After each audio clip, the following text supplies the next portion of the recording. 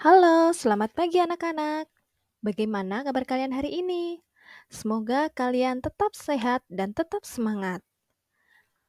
Hari ini kita akan belajar mengenai perkembangbiakan generatif pada tumbuhan. Apakah kalian tahu apa perkembangbiakan generatif itu? Perkembangbiakan generatif adalah perkembangbiakan melalui penyerbukan atau perkawinan. Perkembangbiakan generatif pada tumbuhan terjadi secara alami dan secara buatan, dibantu oleh manusia, serangga, dan angin. Perkembangbiakan generatif dimulai dari proses penyerbukan. Apa itu penyerbukan? Penyerbukan adalah jatuhnya serbuk sari ke kepala putik pada bunga. Jadi, bagian tumbuhan untuk proses penyerbukan adalah bunga. Nah, apakah kalian tahu apa saja bagian-bagian bunga? Mari kita simak gambar berikut. Jika kita amati, bagian-bagian bunga terdiri dari banyak bagian. Yang pertama adalah mahkota bunga, kepala sari, benang sari, kepala putik, tangkai putik, kelopak bunga, dasar bunga, bakal biji, dan tangkai bunga. Masing-masing bagian bunga memiliki fungsi.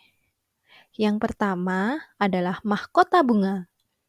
Mahkota bunga berfungsi sebagai perhiasan bunga, memperindah tampilan bunga, dan menarik serangga untuk membantu penyerbukan. Yang kedua adalah benang sari dan kepala sari yang menjadi satu kesatuan sebagai alat kelamin jantan pada bunga. Selanjutnya, ada kepala putik dan tangkai putik yang menjadi satu kesatuan sebagai alat kelamin betina pada bunga. Lalu, ada kelopak bunga yang berfungsi untuk melindungi bunga ketika masih kuncup. Lalu, ada tangkai bunga yang menjadi penghubung antara bunga dengan ranting, dan tangkai bunga juga berfungsi sebagai penopang bunga.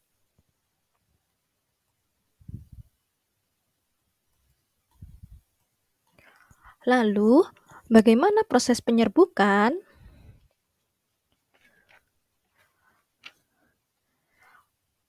Penyerbukan terjadi ketika serbuk sari dari bunga jantan tumbuhan disalurkan ke putik bunga betina. Saat penyerbukan, kepala putik berfungsi sebagai penerima serbuk sari. Kemudian serbuk sari disalurkan ke bakal biji oleh tangkai putik. Setelah serbuk sari dan bakal biji bertemu, bakal biji berkembang menjadi biji. Biji inilah yang kemudian dapat tumbuh menjadi individu baru. Nah, tahukah kalian ada 4 jenis penyerbukan? Di antaranya adalah penyerbukan sendiri.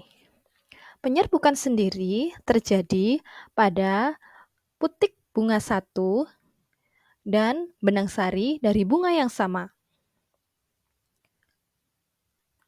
Selanjutnya, ada penyerbukan tetangga. Penyerbukan tetangga ini terjadi pada putik dan benang sari dari bunga yang berbeda dalam satu pohon. Selanjutnya, ada penyerbukan silang. Penyerbukan silang terjadi jika putik dan benang sari dari bunga yang dari pohon berbeda namun masih satu varietas. Misal, ada satu bunga mawar, namun ada bunga mawar lain yang berbeda pohon. Kemudian yang terakhir adalah penyerbukan bastar.